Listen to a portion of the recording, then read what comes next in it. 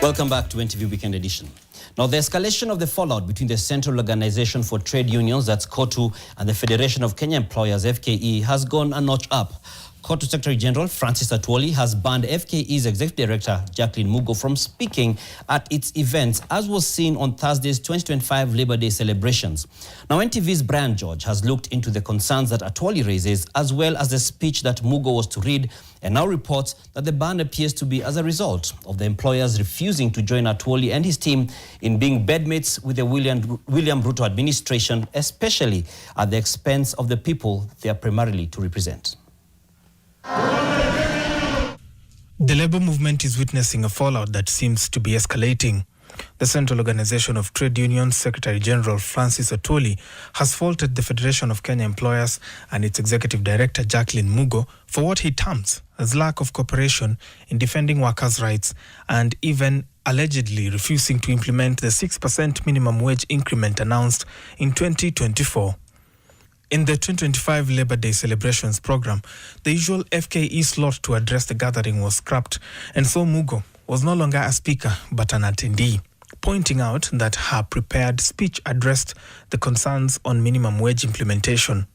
For employers, we were disappointed that we were not given a chance to address the crowd and make a statement on behalf of employers, because employers are part of the labor sector. It runs on workers, on employers, and on governments.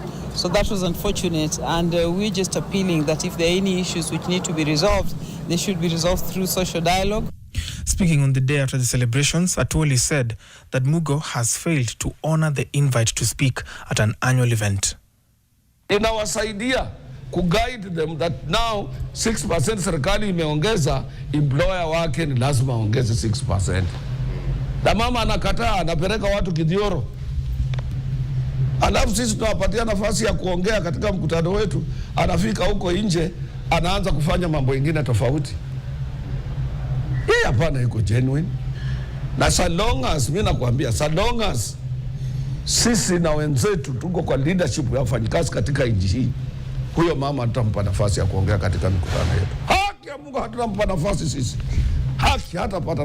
The speech that was gagged at the event had issues that would not sit well with the government, as well as workers' union boss who is boldly aligning with the state.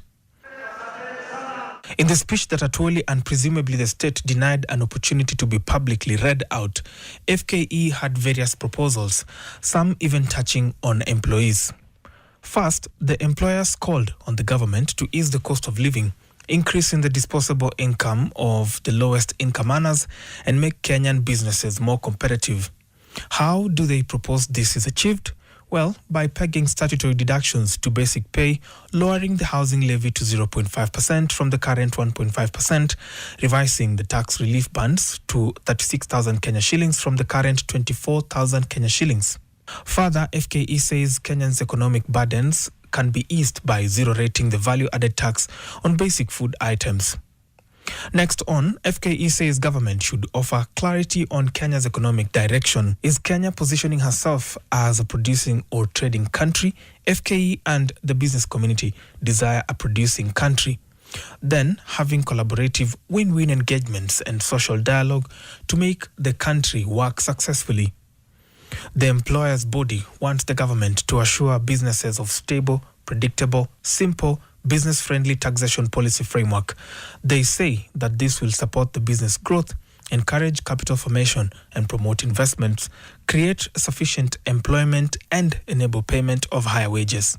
FKE equally says it is dishonest to push educated, unemployed youth to create jobs, stating that in its view, solution is to support business growth to create employment.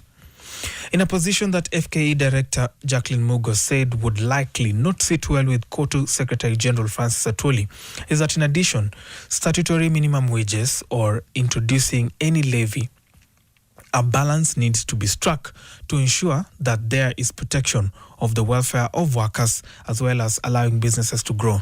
On the 6% minimum wage increment, FKE says it advised its members to fully comply from 1st November 2024.